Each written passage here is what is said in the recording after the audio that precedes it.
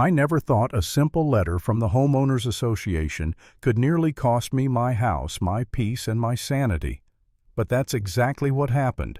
One woman, one power-hungry president of the HOA, turned my quiet neighborhood into a battlefield, and I was her target. My name's Michael Johnson. I'm an engineer husband and dad, and a couple of years ago my wife and I finally bought our dream home in Maplewood Estates. It was the kind of neighborhood where kids ride bikes and the cul-de-sac lawns are neatly trimmed and everyone waves at each other on the way to work, or at least that's what it looked like on the surface. What I didn't know back then was that this perfect picture was being micromanaged by one person, Linda Carter, the HOA president. Imagine the stereotype of a Karen with a clipboard, but multiply the authority by 10 and take away the self-awareness. That's Linda. The first strike came out of nowhere. I'd just finished repainting my garage door, a dark navy blue something subtle, something that matched my taste. 3 days later, I opened the mailbox, and there it was, a violation notice from the HOA. According to Linda, the color didn't fall within the approved palette, and I had 7 days to repaint it or pay a $500 fine. At first I thought, this must be a mistake. Surely I can talk to her like an adult. So I called Linda directly. She answered with that clipped tone of hers. No hello, just Mr. Johnson. The rules are the rules. I tried to explain it was just a garage door, but she cut me off. If everyone started painting however they pleased, this community would look like a circus. That was my introduction to the kind of control Linda thrived on. When I didn't immediately comply, she doubled down. Another letter this time threatening higher fines. At the next HOA meeting, she actually called me out by name in front of all my neighbors. Mr. Johnson believes he's too special to follow the same rules as the rest of us. The room went awkwardly silent. People avoided eye contact with me, a few even nodded along with her. Suddenly, I was the troublemaker. I thought it couldn't get worse, but it did. A week later, another notice arrived. Apparently my lawn was overgrown by half an inch. Then another saying, my trash can was visible from the street for longer than the allowed time frame. Each violation came with a fine. $200 here, $300 there.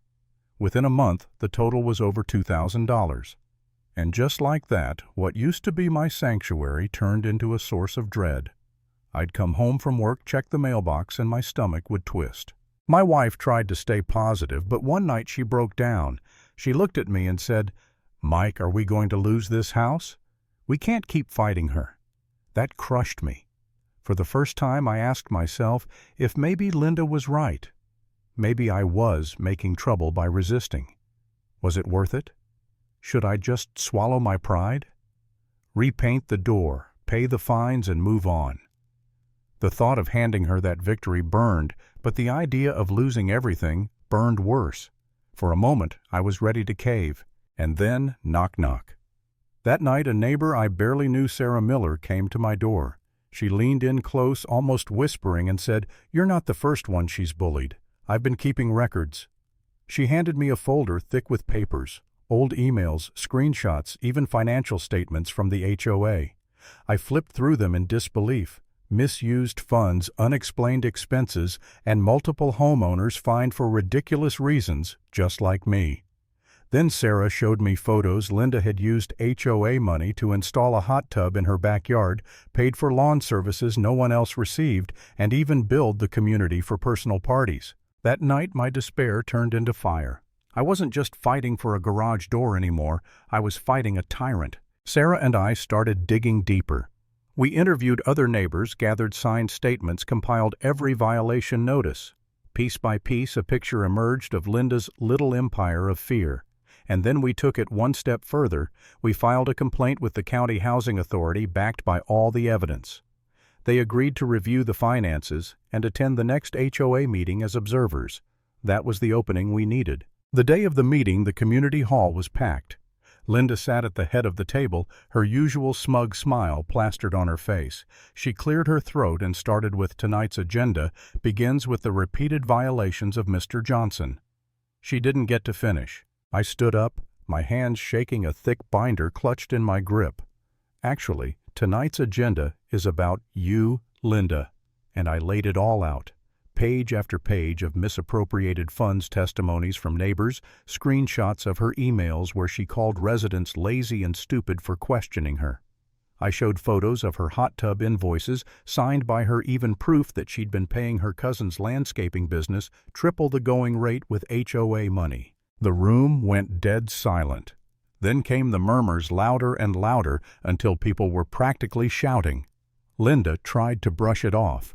"These documents are fabricated. This is slander." But the county official stood up and confirmed that the investigation was already underway, and preliminary findings matched what I'd presented. That was the nail in the coffin. One of the board members, a man who had always backed Linda, finally spoke up. "I can't support this anymore. I moved to remove Linda Carter as president, effective immediately." The vote happened right there in front of everyone. Unanimous.